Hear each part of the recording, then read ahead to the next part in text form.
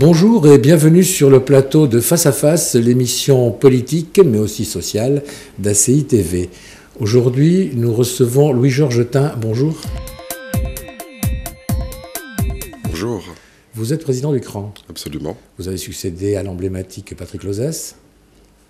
Oui, c'est ça. Oui, c'est ça.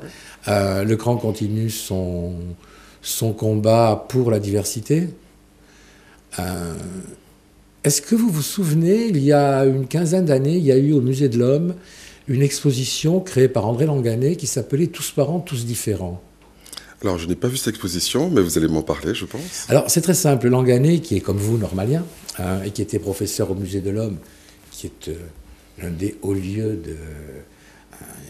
du savoir colonial, voire colonialiste, avait fait cette exposition pour expliquer que tous les hommes étaient parents génétiquement et différents culturellement, et qu'il ne fallait surtout pas mélanger le génétique et le culturel. Exposition très très bien faite, ça partait d'un drosophile, ça allait très...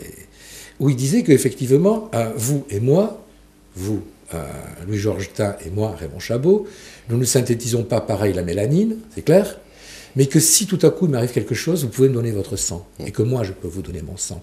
Et que donc ce qu'on voit est totalement anecdotique, ce sont des épiphénomènes qui nous cachent l'essentiel. Bon.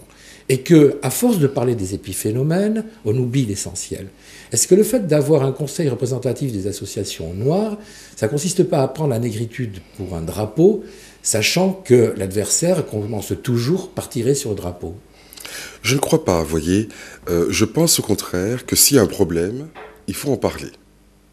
En France, on a un peu, si vous voulez, l'habitude de penser que la poussière, il faut la mettre sur le tapis. Eh bien, un, nous ne sommes pas la poussière, et deux, nous n'avons pas vocation à rester sur le tapis. Et s'il y a du racisme en France, et je crois qu'il y en a, et s'il vise entre autres les populations noires, je pense qu'il faut en parler. C'est effectivement un point de départ.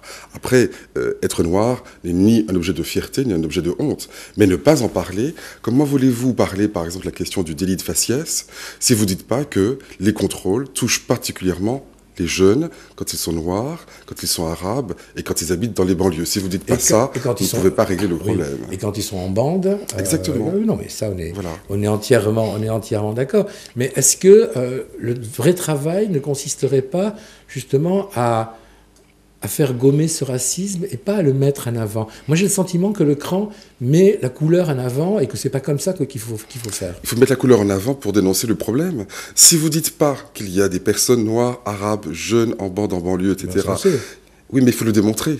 Quoi? Que c'est le cas. Oui. Cette question avait été dans le déni total, par exemple, au ministère de l'Intérieur pendant des années.